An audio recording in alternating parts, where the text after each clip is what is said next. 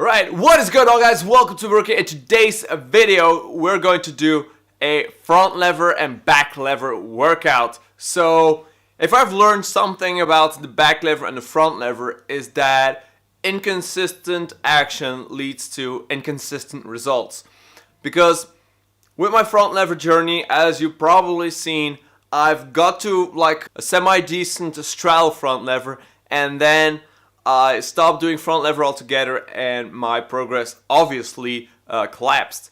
Now, with the back lever, there was another story where 3.5 years ago I started doing back lever training very consistent. I made a good progress, but the problem with that was I had some sternum issues and I really couldn't continue doing the back lever. So both of these didn't really have any progress until this workout here. I wanted to share this workout with you guys so you can see how far I am right now, and also to give you some commentary and some complementary exercises so you know how I'm going to approach this phase of doing front lever and back lever. So my goal is to start with the back lever first, get that one going, and then once I have that one I can continue and go to the front lever. So that is what we're going to do. So without further ado, let's get into the workout.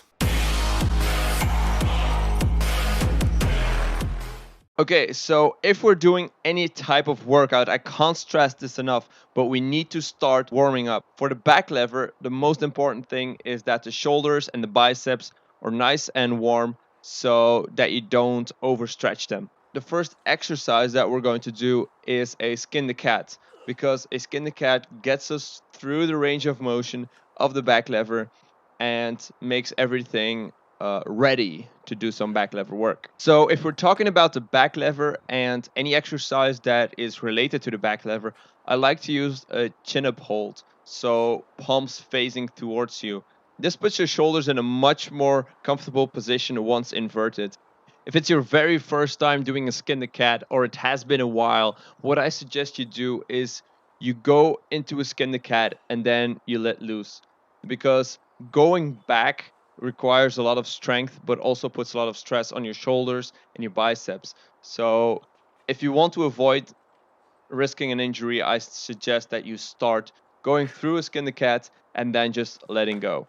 So the next exercise that I did were tuck back lever holds. And the difficulty with this exercise is knowing where your back is in relationship to the earth. So you want to have a nice and parallel back, but you really need to practice this and maybe have a person spot you to say, okay, you need to go down a little bit more or you need to go up a little bit more, because it's very difficult to really feel, especially in the beginning, where you need to go. The way I did this was in South Africa.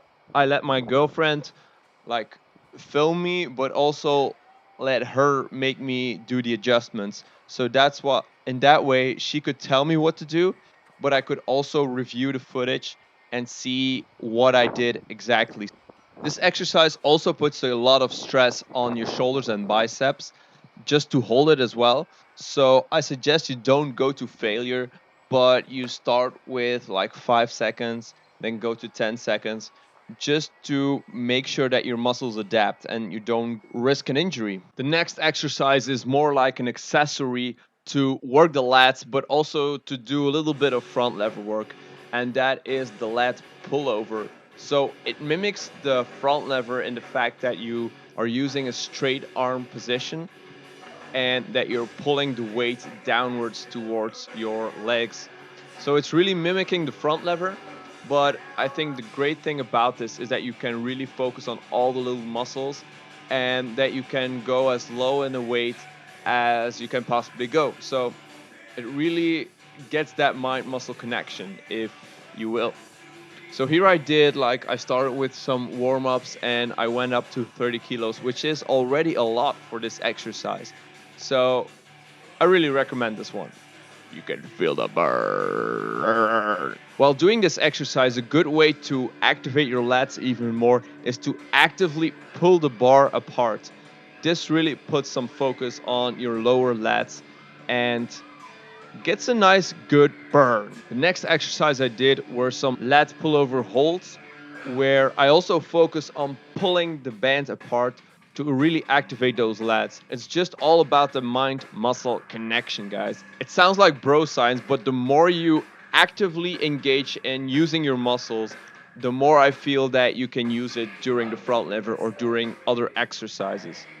And then I finished off with some accessory work for the lower traps. So here I want to really engage my lower traps so that when doing the front lever or the back lever, scapular depression becomes very easy.